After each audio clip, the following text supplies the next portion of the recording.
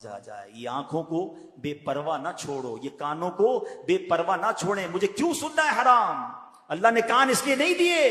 सुनना है तो तिलावत सुनिए, नाते सुनिए, उलमाए अहले सुन्नत के आशिकाने रसूल उलमा के बयान सुनिए। और तीसरी चीज जबान। नबी पाक अलैहिस्सलाम से एक बार सवाल किया गया। एक सहाबी ने पूछा, हुजूर आप मुझ पर सबसे ज्यादा किस चीज का खौफ रखते हैं?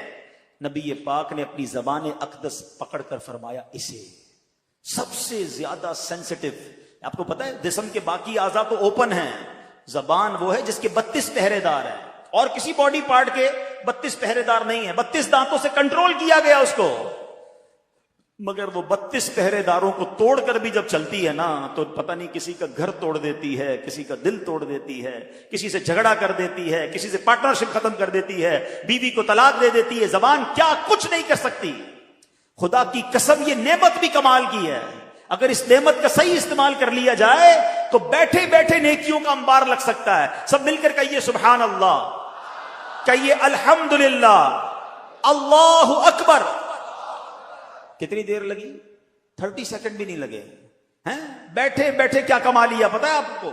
अल्लाह के नबी अलैहिस्सलाम के सच्चे वादे हैं। जो एक बार सुभान अल्लाह कहे जन्नत में दरख्त लगा दिया जाता है, एक बार अल्हम्दुलिल्लाह कहे जन्नत में दरख्त लग गया, एक बार अल्लाहु अकबर कहे जन्नत में दरख्त लग गया। अफजलु जिक्र कहा गया ला इलाहा इल्लल्लाह। मैं बैठा रहूं ला इलाहा इल्लल्लाह पढ़ता रहूं, बैठा रहूं सुभान अल्लाह पढ़ता रहूं, बैठा रहूं अल्लाहु अकबर पढ़ता रहूं। नबी ये पाक फरमाते जन्नत के खजानों में से, जन्नत की कियारियों में से अगर किसी को कुछ चुनना है तो ला हौला वला कुव्वता इल्ला बिल्लाह पढ़ ले। ये जन्नत के खजानों में से खजाना है। हदीस पाक का मजमून है। कितना आसान है, वाकई कमाल की नेमत है। लेकिन प्रॉब्लम यह है इस नेमत का सही इस्तेमाल नहीं कर रहे। इस नेमत से कोई फायदा उठाने की बजाय गुनाह कर रहे हैं, गालियां दे रहे हैं, बेहयाई की बातें हो रही हैं, गीबतें हो रही हैं, झूठ बोल रहे हैं। ना करें ऐसा, मारे जाएंगे। ये जबान गुनाहों की अंबार लगा देती है। किसी का दिल तोड़ने से पहले सोचो कि तलवार का जख्म तो भर जाएगा, जबान का जख्म नहीं भरता है। आप जिंदगी में कई बार बोलकर पछताए होंगे कि यार काश चुप रह जाता, कभी खामोश रहकर नहीं पछताए होंगे। हाँ, बोलकर यार क्या यार क्यों बोल दिया, दुश्मनी हो गई, रिश्ता टूट गया, पार्टनरशिप खत्म हो गई, गुस्से में यार निकल गया जबान से, तो पहले सोचते ना। ये जो दावत इस्लामी के माहौल में बड़ा प्यारा एक नारा अमीर अहले सुन्नत लगाते हैं। क्या नारा है? पहले तोलो बाद में बोलो। या तो एहसास ही नहीं, हम तो बोलने के बाद तोल रहे होते हैं, सही बोला गलत बोला, पहले तोलना था ना। तो काश ये एहतियात नसीब हो जाए। तो इन 3 चीजों को बचाइए गुनाहों से, आप बहुत सारे गुनाहों से बच जाएंगे। वैसे और भी चीजें हैं, लेकिन अगर आपने इन 3 चीजों पर कंट्रोल करने का जहन बना दिया कि आंख से हराम नहीं देखूंगा, कान से हराम नहीं सुनूंगा, जबान से हराम नहीं बोलूंगा, इन तीनों को अच्छे कामों में इस्तेमाल करूंगा। कुरान कह रहा है, ऐ ईमान वालो अल्लाह से डरो जैसा डरने का हक है। लेकिन अब अगला हिस्सा, अल्लाहु अकबर वला तमूतुन्ना इल्ला व अंतुम मुस्लिमून। तुम्हें इस हालत में मौत ना आए कि तुम मुसलमान ना हो। मरना है तो ईमान के साथ मरना है। ये बड़ा नाजुक मरहला है। लोग कहेंगे जनाब इसमें क्या बड़ी बात है, मैं हुई मुसलमान, मरूंगा तो मुसलमान ही मरूंगा ना। इतना आसान नहीं है। हाँ, आओ पहले पीराने पीर का जिक्र करते हैं। गौसे पाक तो वलियों के सरदार है ना, उनके सदके इंशाअल्लाह हमारे ईमानों की हिफाजत होगी। मगर सुनो पीराने पीर का आलम क्या है, खौफे खुदा का आलम क्या है। शेख अब्दुल कादिर जिलानी को एक बार हरम काबा में देखा गया, कंकड़ियों पर सर रखे हैं और रब्बुल इज्जत की बारगाह में दुआ कर रहे हैं, ऐ रब्बे करीम मुझे बख्श दे, अगर मैं सजा का हकदार हूं तो बरोज़े कयामत मुझे अंधा उठाना कि नेकूकार लोगों के सामने शर्मिंदा ना हूं। खौफे खुदा इसको कहते हैं।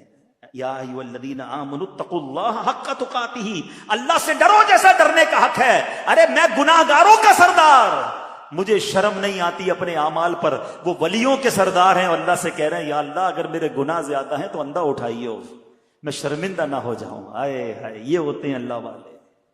आगे सुनो, गौस पाक अगली आयत है ना, वला तमूतुन्ना इल्ला व अंतुम मुस्लिमून।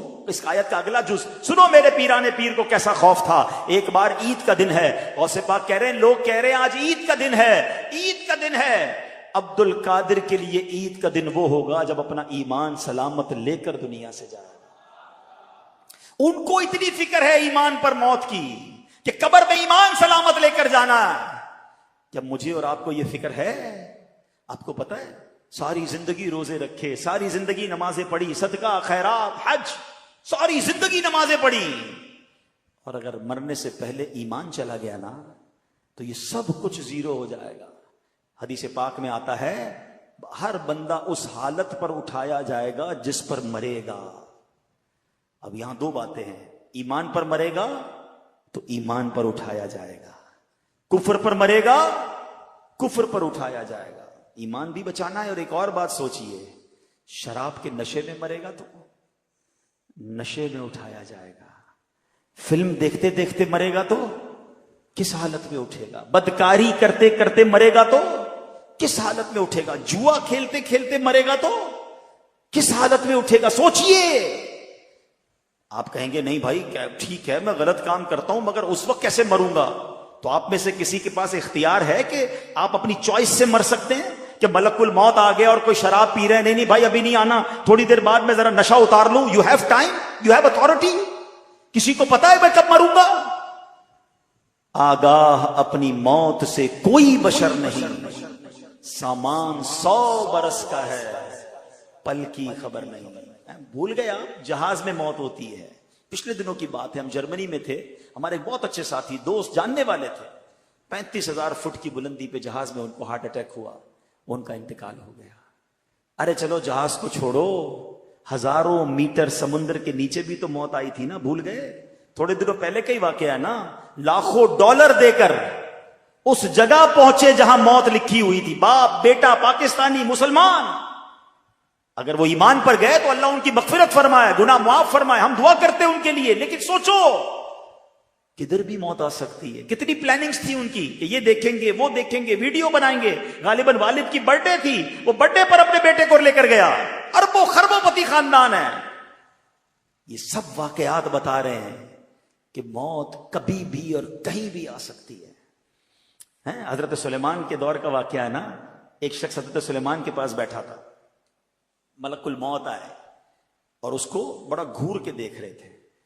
तो जब चले गए मलकुल मौत, तो हजरत सुलेमान का वो दोस्त था, जानने वाला था, कहता हजरत ये कौन थे जो मुझे बड़ा घूर के देख रहे थे? कहा ये मलकुल मौत थे, रूह कब्ज करने वाला फरिश्ता आया था। कहा हजरत लगता है मेरा टाइम करीब आने वाला है, इतना घूर के देख रहे थे, आपकी तो हवाओं पर हुकूमत है, आप जल्दी से हवा को हुक्म दे मुझे यहां से हिंदुस्तान ले जाए। हैं?